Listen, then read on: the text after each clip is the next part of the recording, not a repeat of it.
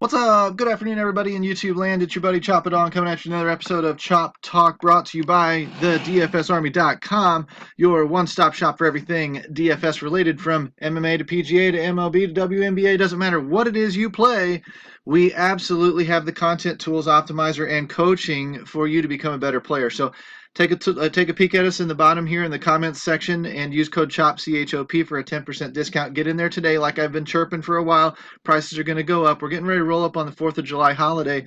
And to be quite honest with you, we're going to make this pretty quick today. I'm going to be a little bit more inconsistent in and out as we start family vacations and all that kind of stuff. You know, today I was wrapping up band camp with my kid. Yeah, I know this one time at band camp, right?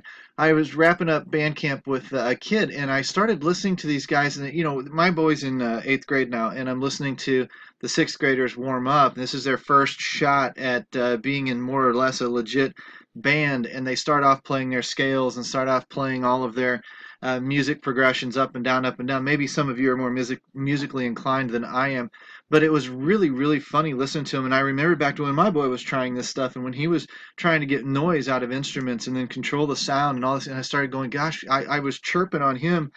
You got to do the fundamentals. You've got to practice the fundamentals. You've got to every day, every day, every day. I don't care if you've done this for 10 years. You've always got to revisit the fundamentals. You've got to go back and play your scales. You've got to 10 minutes a day, something like that. And it really translates into DFS as well, because what we have to always, always be focused on is the fundamentals.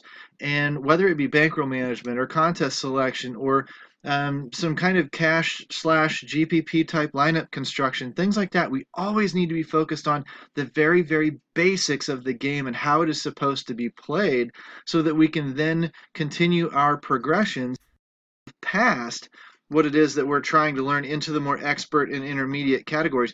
Because without the foundation and without a solid foundation, you can't move past any of that stuff.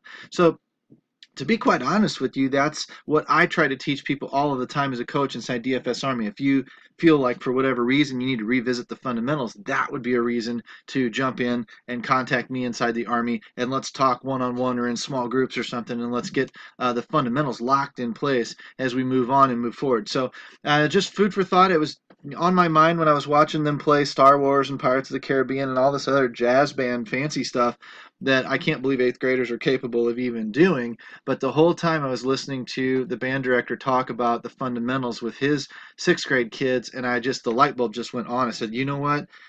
We need to talk about that stuff more often in daily fantasy sports. So maybe we do that going forward. But today we're going to jump into the main slate breakdown. It's just a 4-game slate, super, super simple. So we're going to be really, really quick about it. And we're going to start with the main slate here, and we're going to start with the pitchers like we always do. And we're going to look at where the rankings fall out. And you see Lance McCullers and Aaron Nola. And again, you guys, this tool is so sophisticated. I only show you just very, very little of it. But the statistics and things that go forward on this thing are unbelievable. From yesterday's results, top 10 batter matchups, BVP trends, stacks, ballpark factors, all that kind of stuff. The statistics in this thing are just absolutely crazy. Lance McCullers and Aaron Nola are kind of the overwhelming favorites on this slate tonight, or should be. Doesn't mean that they're going to come up top. It just means if we ran the scenario like I was talking about yesterday with my VIPs, ran the scenario 1,000 times, Lance McCullers and Aaron Nola are going to be on the top most often. Rourke, maybe. Stanek, we know, is a bullpen kind of guy in a starting role technically in Tampa Bay. Guerra, Johnson, Beria, DeScalfini are obviously they're targets. Honestly, they are ranked below a 30 in DFSA grade. They're not great pitchers, and you can attack these guys. So as you see in Chin Music, that's what we're going to write up. That's where we're going to stick. If I look at price discrepancies here between Nola on Fanduel and DK, it really makes me want to look at Nola. He's my lead on the chalk. His K score is a 465. He's got some Vegas love of a -140, and he's got a 75 overall rating, which is pretty good. And he's facing Washington, which I think might scare some people off. They're going to think Washington's a little bit more potent. They're going to pay the extra, $700 and go up to Lance McCullers tonight and take a little bit higher K score, a little bit better Vegas support, and that's okay. I don't mind in this situation. We've got two guys. They're both going to be fine. You're going to run one. If I ran 5 lineups, I'd put 1 in 3 of them and 1 in 2 of them.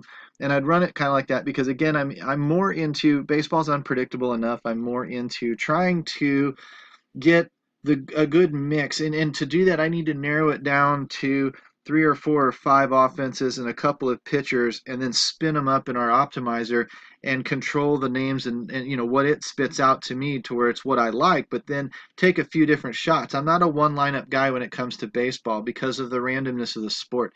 I feel like you're going to go on 2-week, 3-week, 4-week losing streaks so easily if you're just a one lineup guy. It's going to frustrate you. You're going to start thinking bad thoughts. You're going to get away from the fundamentals. You're going to start picking up bad habits, and that's going to make your game worse, as opposed to if you just rip the band-aid off really quick, play 3, 4, 5 lineups a night, and end up getting a few decent shots. The overall player pool that you pick does well, then you're going to have 3 or 4 shots within it to hit the right mix to actually do some damage. And then what we'll talk about with our VIPs is layering the contests in such a way that your overall portfolio, when it hits something good, your overall lineups will profit. That way I spend, 5 lineups. If it's $3 a lineup, $15, and get paid $50, that's great. One lineup probably isn't going to do that for me because I don't know which of those 5 lineups is going to be my strongest. I've done that. I don't know how many times this spring so far where I've just thought, this one's my favorite lineup and that one's my favorite lineup, and boom, they do the worst. And this other one that I kind of didn't really see having a lot of potential happens to be the one that connects. So again, take McCullers and Nola and mix them up a little bit. These other guys would all be just straight up GPP shots, in my opinion. When I go into the trends tab, because like I said, we're going to focus on Milwaukee, Boston, LA, Cincinnati type offenses. Actually, I took LA out and I put Philadelphia in. I don't mind attacking a little bit of Tanner Roark.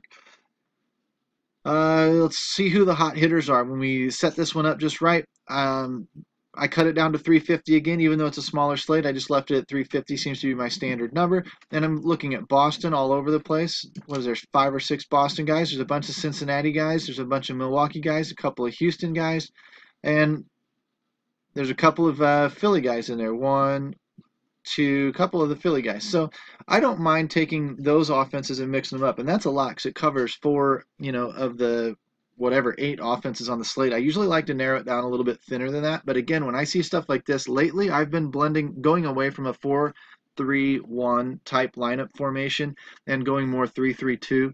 Because I'm running across more of these balanced slates where there's not an overwhelmingly dominant team. I mean, tonight you would consider Boston that, but the pitching's kind of pricey. It's going to be hard to get those Boston bats in there. So if you ran a 3-3-2, maybe Boston's your 2, and you get 3 Milwaukees and 3 Philadelphias, or 3 Cincinnatis and 3 Bostons with 2 Milwaukees, or something like that. And if you can kind of mix and match those, then you got a little bit better chance, if those offenses do well tonight, of hitting the right mix. Because even though you target those offenses, it's very hard to still get the bats right within those offenses. That's just baseball. So when I dig down into Boston, I see Martinez, Betts, Nunez, either Vasquez or Leon, whichever one starts. Moreland, Bradley, Holt are definitely in play. When I look at Cincinnati, Votto, Winker, Schebler, Suarez, Jeanette, Peraza. Peraza came up based on that big game he had the other day. So he's now in play. Probably skip over Houston for now, LA for now. And then, of course, no Tampa, no Washington. But in Milwaukee, Yelich, Aguilar, and Braun. Those are your dogs, man. Those are the guys. Those are the ones. You could use Brad Miller if you want, but it's an 11-game at-bat sample. I'm not a big fan. And then to round out Philadelphia, Santana, Hoskins, Knapp if he starts, Hernandez, and Franco. That's a good 4-person stack right there.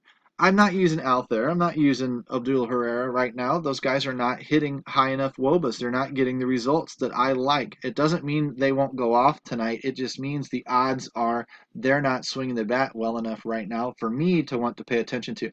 So in a nutshell, that's my player pool. Those are the pitchers I'm using. I'm going to use the optimizer, mix and match those as I see fit, and I'm going to try and use as many of those players as I see. When I go back to the overall page, you'll see them all in there. Martinez, Betts, Votto, Aguilar.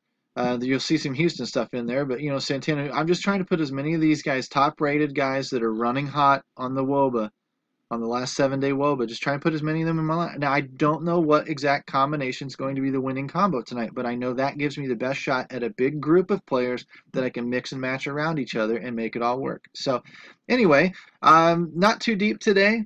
And we'll come back here before I get out of town this weekend, and we will talk a little bit more about some of the bigger slates, the better slates, and whatnot. Just 10 minutes or so.